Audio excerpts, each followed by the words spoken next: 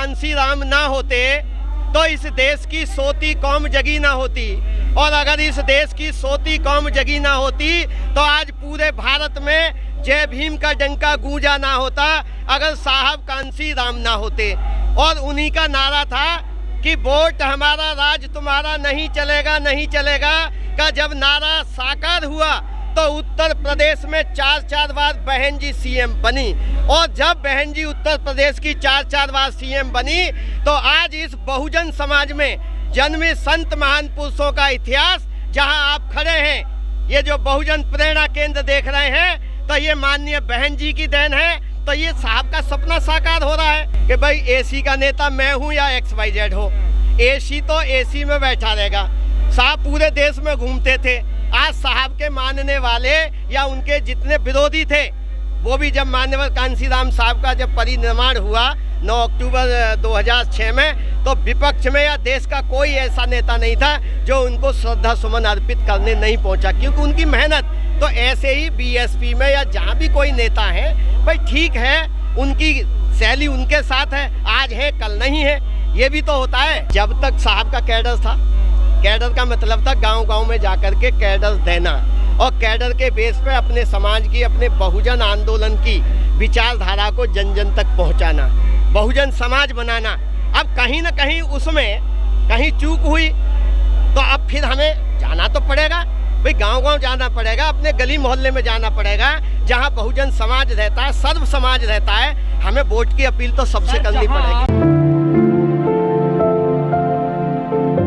सबसे पहले तो आज साहब का 89वां जन्मदिन है, तो हमारे पूरे बहुजन समाज में जो भी उनके अनुयायी हैं, मिशनरी लोग हैं, सब लोगों के लिए साहब के जन्मदिन की बहुत बहुत हार्दिक बधाई, शुभकामनाएं। और वो जिस तरीके से आज जोश में हैं, मेरा तो सिर्फ एक संदेश भी है कि वो उनके बताए हुए मार्ग पे और रास्ते पे चलने का प्रयास करें, यही उनके लिए सच्ची उनके जन्म दिवस पे पुष्पांजलि हो। जब धीरे धीरे जब कोई चीज़ बढ़ती है तो आज कारवां कहाँ से कहाँ पहुँच गया है, लेकिन जहाँ मंजिल थी, जो परम पूज्य बाबा साहब का जो सपना था कि इस देश को के बहुजनों को हुक्मरान समाज बनाना, तो अभी हम उसमें प्रयास में हैं, स्टेप बाय स्टेप बढ़ रहे हैं। जैसे यूपी में हमने 4 बार सत्ता ली है, तो जब तक हम इस देश के हुक्मरान, इस देश के पीएम नहीं बनेंगे, तो ये साहब का सपना था।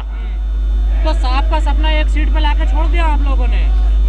वो जो आप एक सीट की जो बात कर रहे हैं, ये राजनीति में सीटों में दल बदल होता है, कभी सीटें कम आ सकती हैं, ज़्यादा आ सकती हैं, लेकिन मूवमेंट जो है, साहब कहा करते थे कि जो हमारा सोशल मूवमेंट है वो बहुत महत्वपूर्ण है। और आज आप देख रहे हैं कि पहले मूवमेंट दिल्ली एनसीआर में दिखता था, लेकिन आज पूरे भारत में, साउथ के अंदर भी जहां देखो कि देश के कोने कोने में बाबा साहब का जो नारा गूंज रहा है, तो ये परम पूज्य हमारे माननीय कांसीराम साहब। देखिए, चमचा युग जब साहब ने देखा तो 24 सितंबर 1982 को एक बुक भी जिसकी आप बात कर रहे हैं, चमचा युग, लिखी, ठीक है। तो वो चमचा युग किन लोगों के लिए था कि जो हमारे बहुजन समाज के मूवमेंट के जो लोग हैं, वो विभिन्न पार्टियों में रह कर के क्या कर रहे हैं, वो सिर्फ अपनी दलाली कर रहे हैं। पहले भी मैंने कहा कि मूवमेंट में उतार चढ़ाव आते हैं, लेकिन मूवमेंट ये रुकने वाला नहीं है, आज पूरे देश में है। ठीक है, हम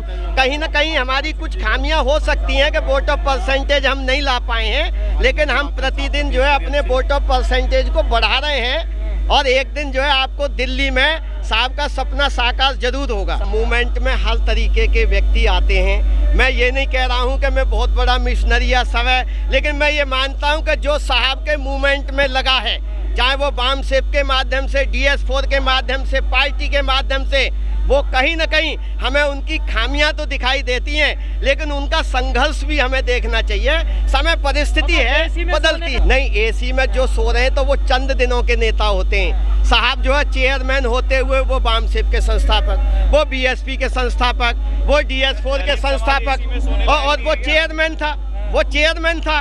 चेयरमैन थे, लेकिन उनकी चेयर अलग रही और हमेशा एक साधारण कार्य बनती। इतनी बड़ी आबादी है, कहाँ है वो? नहीं, मैंने कहा कि मान्यवर भैया जी, जो एसी के नेता हैं, ठीक है, वो एक बार बन गए, एक बार किसी को बेवकूफ़ बना दिया, लेकिन एसी का नेता कभी सफल नहीं होगा। सर मैं ये नहीं कह रहा हूँ किस पे आरोप है या नहीं है, मैं तो सिर्फ ये कह रहा हूँ कि मान्यवर साहब कांशीराम जी का जो आंदोलन है सामाजिक, धार्मिक और राजनीतिक, वो दिन प्रतिदिन बढ़ता जा रहा है। ये आप देख रहे हैं, इसको सीटों से आकलन न करें, लेकिन एक दिन जरूर होगा कि इस देश में परम पूज्य बाबा साहब और हमारे महापुरुषों का जो सपना है, जो साहब कहा था कि मुझे इस देश को हुक्मरान बनाना है, तो ये हुक्मरान बनेगा। उसमें कुछ एसी के नेता हो सकते हैं। ये आप लोगों को या हमारे, देखो बुरा ना माने, हमारे कुछ मीडिया के लोग ऐसे क्वेश्चन उछाल के या इस तरीके की पब्लिसिटी चाह करके,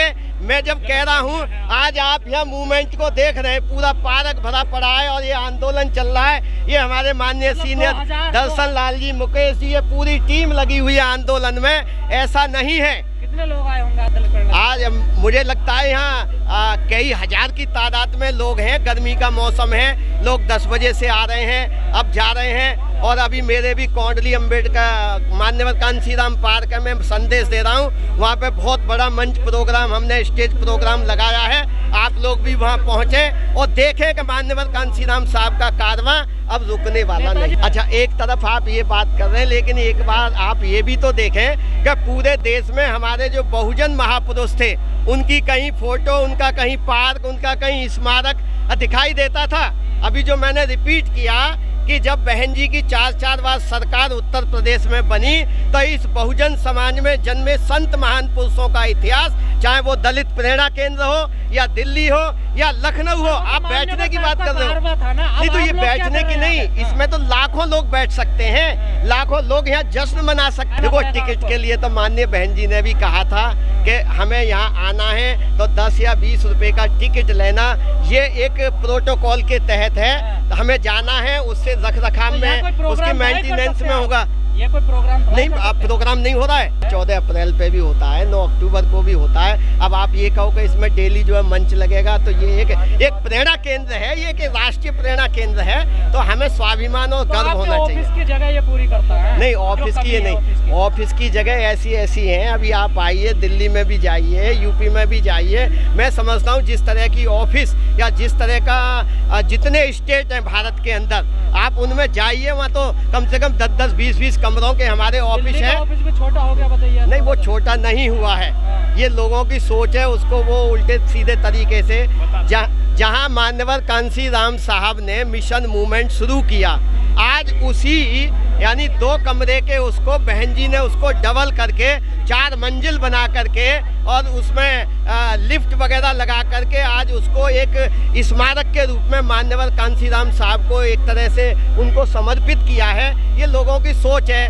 कि छोटा हो गया, बड़ा हो गया। तो मेरा तो आप लोगों से भी कहना है कि आप अपना पॉजिटिव एटीट्यूड के साथ चलें, आंदोलन में बढ़े। आप कुछ ना करें। नहीं, हम भी आपके साथ हैं, हम और आप एक ही हैं। आपका कुछ पॉजिटिव करिए, फिर हम भी करेंगे। बिल्कुल पॉजिटिव होगा आने वाले समय में। मैं आपको यहाँ साहब के जन्मदिन पे ये निश्चित कह रहा हूँ कि साहब ने जो दिन रात मेहनत की, जीवन एक एक कुर्बानी दी, बाबा साहब ने दी, उनका आंदोलन इस देश में रुकने वाला नहीं है। आज नहीं तो कल ये बहुजन समाज और सर्व समाज मिलकर के इस देश में मानवतावादी, समतावादी और सरकार बनाएंगे, जिससे सर्व समाज का सबका हित होगा, सबको मान सम्मान मिलेगा, और तभी हमारे मान्यवर कांशीराम साहब को सच्ची श्रद्धांजलि है। तो मैं भी उनको श्रद्धा सुमन अर्पित करता हूँ।